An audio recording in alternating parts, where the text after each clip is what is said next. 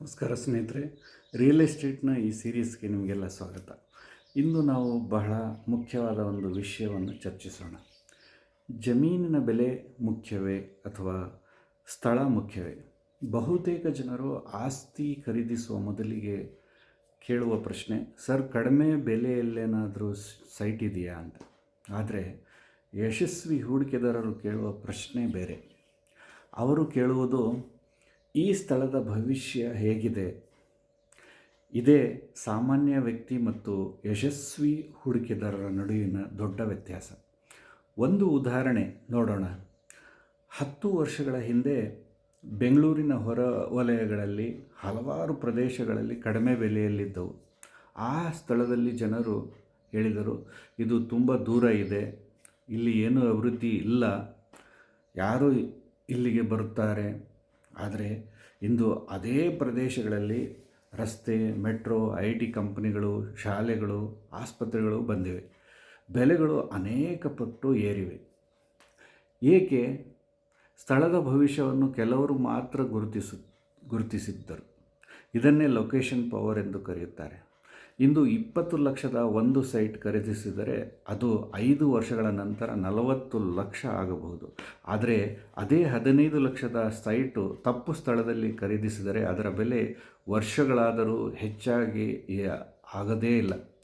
ಕಡಿಮೆ ಬೆಲೆ ಎಂದರೆ ಒಳ್ಳೆಯ ಹೂಡಿಕೆ ಎಂದೇ ಅರ್ಥವಲ್ಲ. ಇದೀಗ ಉತ್ತಮ ಸ್ಥಳವನ್ನು ಗುರುತಿಸುವ ಕೆಲವು ವಿಧಾನವನ್ನು ನೋಡೋಣ. ಮೊದಲನೆಯದು, ರಸ್ತೆ ಸಂಪರ್ಕ. ಪ್ರಮುಖ ರಸ್ತೆಗಳು, ಹೆದ್ದಾರಿಗಳು, ರಿಂಗ್ ರೋಡು, ಮೆಟ್ರೋ ಮಾರ್ಗಗಳು ಇರುವ ಪ್ರದೇಶಗಳು ಭವಿಷ್ಯದಲ್ಲಿ ಬೆಳೆಯುವ ಸಾಧ್ಯತೆ ಹೆಚ್ಚು. ಎರಡನೆಯದು, ಉದ್ಯೋಗ ಅವಕಾಶಗಳು. IT ಪಾರ್ಕ್, ಕೈಗಾರಿಕಾ ಪ್ರದೇಶ, ದೊಡ್ಡ ಕಂಪನಿಗಳು ಇರುವ ಕಡೆ ಜನರು ವಲಸೆ ಹೆಚ್ಚಾಗುತ್ತದೆ. ಜನರು ಬಂದರೆ ಮನೆಗಳು ಬೇಡಿಕೆ ಹೆಚ್ಚಾಗುತ್ತದೆ. ಮೂರನೆಯದು, ಶಿಕ್ಷಣ ಮತ್ತು ಆರೋಗ್ಯ ಸೌಲಭ್ಯಗಳು. ಉತ್ತಮ ಶಾಲೆಗಳು, ಕಾಲೇಜುಗಳು ಮತ್ತು ಆಸ್ಪತ್ರೆಗಳು ಇರುವ ಪ್ರದೇಶಗಳು ಕುಟುಂಬಗಳಿಗೆ ಹೆಚ್ಚು ಆಕರ್ಷಕವಾಗುತ್ತವೆ. ನಾಲ್ಕನೆಯದು, ಸರ್ಕಾರದ ಅಭಿವೃದ್ಧಿ ಯೋಜನೆಗಳು.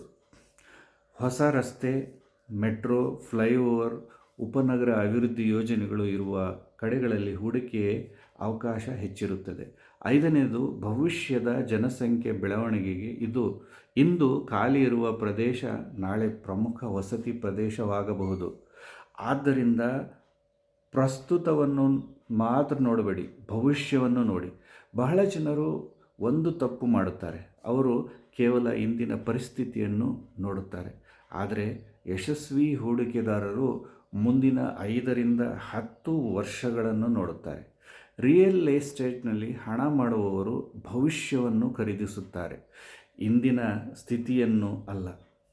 ಇನ್ನೊಂದು ಮುಖ್ಯ ವಿಷಯ, ನೀವು ಒಂದು ಉತ್ತಮ ಸ್ಥಳದಲ್ಲಿ ಆಸ್ತಿ ಖರೀದಿಸಿದರೆ ಅದು ಕೇವಲ ಹೂಡಿಕೆ ಮಾತ್ರ ಅಲ್ಲ, ಅದು ನಿಮ್ಮ ಕುಟುಂಬದ ಭವಿಷ್ಯಕ್ಕೆ ಸುರಕ್ಷತೆ, ನಿಮ್ಮ ಮಕ್ಕಳಿಗೆ ಒಂದು ಆಸ್ತಿ, ನಿಮ್ಮ ಆರ್ಥಿಕ ಸ್ವಾತಂತ್ರ್ಯದ ಅಡಿಪಾಯ.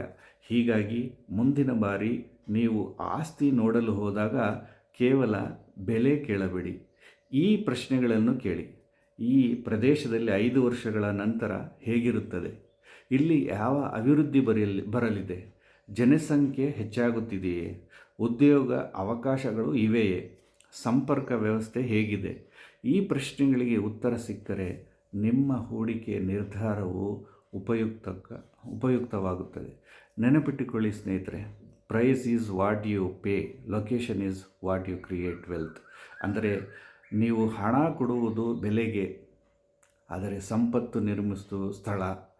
ಈ ಮಾಹಿತಿ ನಿಮಗೆ ಉಪಯುಕ್ತವಾಗಿದೆ ಎಂದು ಅನಿಸಿದರೆ ಲೈಕ್ ಮಾಡಿ, ಶೇರ್ ಮಾಡಿ ಮತ್ತು ಫಾಲೋ ಮಾಡಿ.